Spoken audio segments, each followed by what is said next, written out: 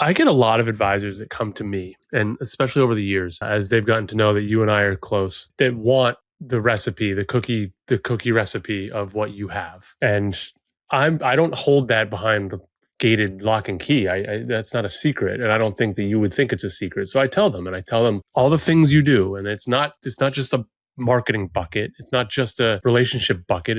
I tell them all the things, and it's like Nick's, he doesn't just work on the business, he works in the business. He checks in the morning and he spends all day working, and then he checks out and does his family stuff. But it's a business that he's operating, and reviews, clients, marketing, activity, constant, and the wheel just continues to go and around and around. And I find almost all of them agree with it and see how much sense it makes. And then if you put in the time for years, the rewards come.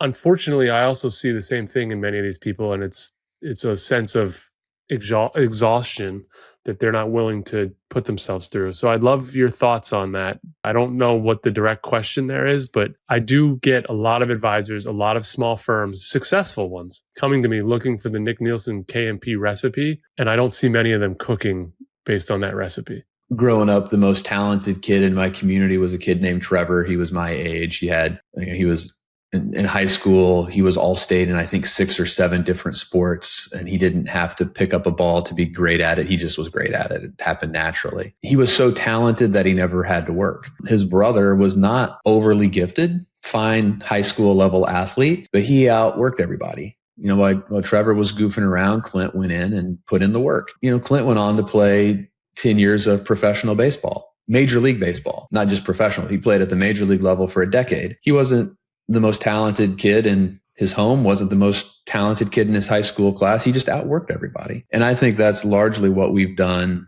at KMP is we just outwork people. We're consistent. We answer the phone. We do the basic things really, really well. And I do think that we, legitimately care about the things that really matter. We're not going to get distracted by the gimmicks and the shiny objects and stuff like that. Because the reality is that most of our actual planning is collaboratively with clients on a whiteboard. That's really nothing more than old school, like yellow pad, pen, and a calculator. But I think that is what matters to clients, and they can ask questions and interact, and it all has to work together. The conversations that you have with clients have to be authentic. It has to help them move the needle in their own financial picture. And then if you do that, you're going to create raving advocates. And then you've added another layer on top of that. You've given us a way to communicate consumable, relatable stories to our ideal clients where they're at. And so now that makes us referable because our best clients who already love the work that we're doing for them, we're staying top of mind with them. And then we're finding other people who look like them because friends of a feather flock together. We're finding other people like them who are raising their hands and say, hey, I want some of the KMP special sauce. But I don't think that anything that we're doing is a secret. In fact, I would argue that 2 weeks ago, your marketing note that you wrote was exactly what we do. I mean, you literally outlined the formula, right? It is identify who, where are they, thoughtful, relevant, easy to consume.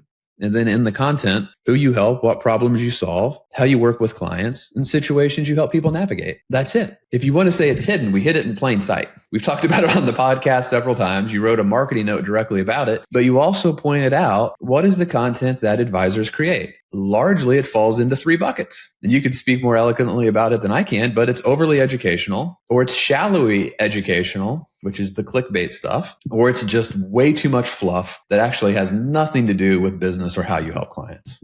Well, I didn't mean for you to turn that into a commercial for me, but well, literally, right? I'm helping Will trying to take the things that we're doing and, apply it to trying to, help him attract people the way that I have been able to attract people to KMP. And it's all, collaborative team event. And we went to LinkedIn Sales Navigator, and we talked about several clients who he works really well with who love him. And he's adding more and more value as he's coming into his own. One of our best clients nicknamed him Silent Will, which I think is really funny. She still calls him Silent Will. But I was like, all right, these are the people who I think you do really great work for, who I think are going to be attracted to Will 2026. I'm not saying this is your target demographic, Will 2036, but right now, these are the people that like you. You're going to dominate these people. So this is the formula. That's it. I said, I want you to write these 5 people's names down I'm giving you one. You got to pick four more. And then you're going to tape this to your monitor. And every piece of content you're going to create, you're talking to that person. You're talking to Danielle specifically, and you're answering the questions: who you help, what problems you solve, how you work with clients, situations you help them navigate. That's it. And one thing that we've talked about, which I find shocking, is it's okay to share those ideas more than once, right? It's not like we tell one story about one client and now that's in a lockbox that we can never use ever again. I mean, it's wild to me. You know what's funny is if you take that framework that you just outlined, which was awesome that you're using that as a kind of a help him build his business thing. If you take that and apply that really to any area of our business, right? Like I'm listening to you do that and I'm like, if I was a wholesaler thinking of how to describe to other advisors how I help, I could just easily apply that framework as well. I help other advisors grow their business by working with them, doing XYZ, helping them answer these questions so they can attract and more advisors who need the XYZ help. Like it's the framework, right? It's the framework that matters. The framework could be, you could use that same framework in recruiting. You could, whether it's recruiting advisors, whether it's recruiting point guards, right? You could use that same formula and format for many applications. He can't go left. I specialize in No, but that's accurate and true. And I'm glad that we got to touch on it for a minute. But it is a testament to you and your firm. And this isn't, I always like to make sure I give you some flowers in real time, but it's a testament to you and what you guys are doing. I do hear a lot of like, give me what they're doing. What are they doing that's so magic? What's helping them grow their business? And it's me kind of regurgitating that conversation from my perspective. And they buy in, but they don't execute. And that's the number one challenge that I run into. Right. There's a lot of really overweight people who own a lot of books on exercise and nutrition. It's at some point you got to apply it. Yeah. And one of your other recent newsletters talked about you're in the wrong places. You're getting distracted by the games and gimmicks, but it all comes down to the consistency and doing the work. And then I think the great message of hope is that so few people are really marketing themselves and their business using the formula that you've outlined. This is still so wide open, right? While so many advisors are at Future Proof or whatever, posting, pictures at the beach, there's other people who are at the grind. But it's not too late to join because there are so many people that need help that, No My Plan certainly can't help them all. And, it's just going to take thousands of people to help them all. But I would be encouraged, if you're a good advisor that does good work, I think you almost have a moral obligation to embrace marketing to try to attract as many ideal clients to you as possible, because if not you, who? I think the outcome is better if you're doing good work as a financial planner. You want to attract those people because there's a lot of options out there that really are probably not in your ideal client's best interest to work with. I couldn't agree more. And I come back to this.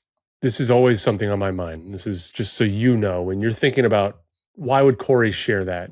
Why does Corey post the things he posts? Of course, 1 out of 10 things I post or share as content is LinkedIn specifically. I mean, I share a lot of family and random stuff on Instagram, but LinkedIn specifically, 99% of what comes from my account on that platform has to have my ideal client's best interest at mind. And that's the filter that I apply everything through. And I truly believe that if every person out there in financial services that was trying to grow their business, whether it's a financial advisor, a wholesaler, someone at a small boutique firm, the CEO of an RIA, whatever it may be, is what you're sharing in the best interest and helpful to your ideal client base. And if the answer to that is yes, move forward. If the answer to that is no, I'm kind of palling it up with my other contemporaries on this platform and it kind of it's behaving a little bit like old-fashioned Facebook, consider how that reflects back on you. And that's the number one thing that I'm seeing. That's the trend of 2026 that is like front and center. I can't ignore it. I can't miss it. If we close this right now and went into the feed, it's like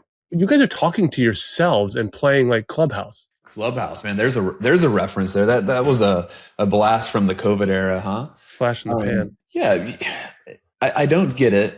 They're using it like a Yahoo chat room from the 90s, but your ideal clients are scrolling through LinkedIn while you're talking to other advisors. If you're going to, use that time on LinkedIn for nonsense work, why not allocate that same time to trying to help ideal clients? That's what I don't understand. Why wouldn't you want to help more people?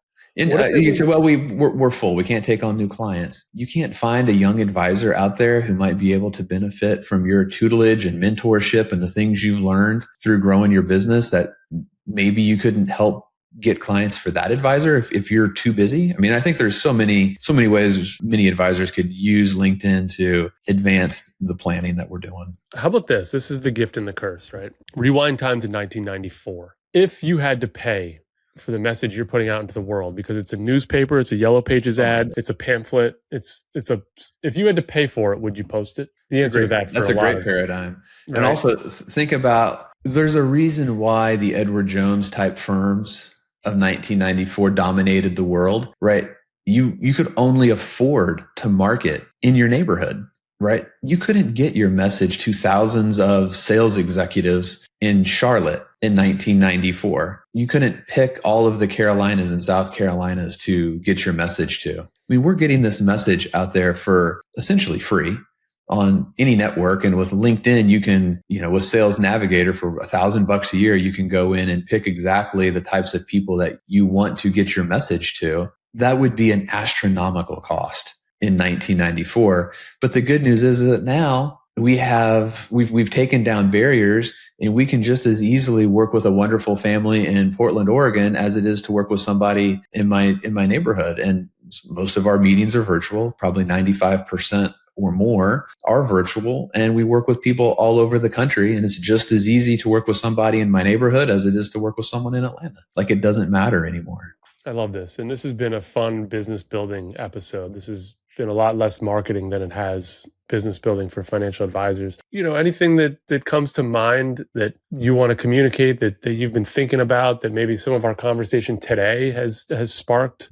I would just say, like, it's never too late to stop doing the things that aren't working. And discipline starts with a single action that you repeat day after day. So do everything you can to set yourself up for success as an advisor. And if that means that you have to print out, Corey's newsletter from a couple of weeks ago, laminate it and stick it to your computer, and think about talking to only one person with every, social media post, with every newsletter that you write. I mean, if you do that for the next year, I'm completely convinced that your business will change in a multitude of ways. I would be shocked if your referrals from your existing clients would not increase if that was just the one change that you made. So it's not easy to build discipline. It takes time, and you're not going to be disciplined after a day or after a week, but you want to set yourself up for as much success as possible by starting to build in an infrastructure to give you the best chance to succeed.